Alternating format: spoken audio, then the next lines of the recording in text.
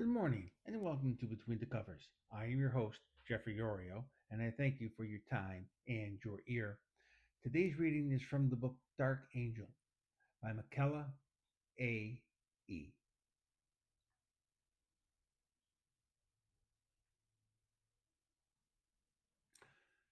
Odd sounds came from the hallway outside my bedroom door.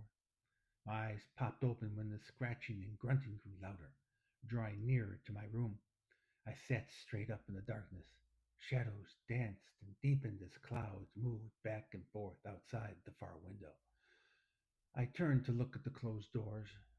At the crack at the bottom of the doorway, a dull light shifted as if something moved about on the other side. It sounded like an animal, whatever it was, and a large one at that. Caleb, I whispered into the dark. I felt his tight grip on my elbow. I could barely make out his lines in the thick shadows. I could tell he was holding up a finger to his lips, urging me to be quiet. Not again, I heard him mutter so faintly that I questioned whether I had even heard it. What if? I kept my voice low and spoke close to his ear. The door rattled, and I could hear the visitor sniffing at the edges of the doorframe. Quick, Caleb said inside our thoughts, under the bed. I followed him hurriedly as the prodding at the door became more frenzied. I forced my way under the bed frame and pressed into Caleb, who lodged himself at the far back as he could, against the wall. Our faces were side by side as we peered out across the room at the rattling door. Seen past the small space at the very bottom of the door, a silhouette of spindly claws was seen trying to find a way through the crack. Where's Mother? He shook his head so slowly his eyes wide stuck to the doorway. She goes dormant at midnight for an hour or so to reset and reboot. The sound of rattling settled into a single, small click that was even more terrifying. And then the door slowly eased open with a loud whine. From our angle, all we could see was the silhouette of four long toed paws that looked a shade of gray in the darkness.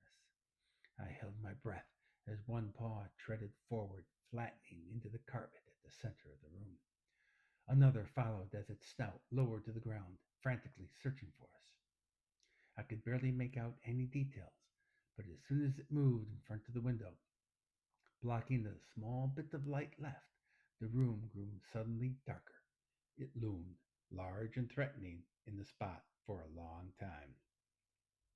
Its head, nearly completely concealed by the darkness, twisted and lowered so that a single one of its golden eyes was near enough to the ground to see us.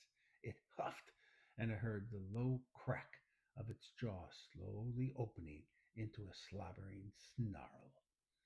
There's a loud pop that made the creature lurch. It let out another huff before forgetting us and rushing the doorway with a snarl. It could be heard noisily slamming into walls and slobbering as it moved through the house. Caleb and I barely breathed or moved until the night fell silent again. And a long while after the noise had deadened, we stayed like that, cowered inside our cramped hiding place. Eventually, the rays of light began beaming through the window, and the house settled into a safe normalcy once again. Only with the coming of daybreak did I feel safe to speak again. What was that?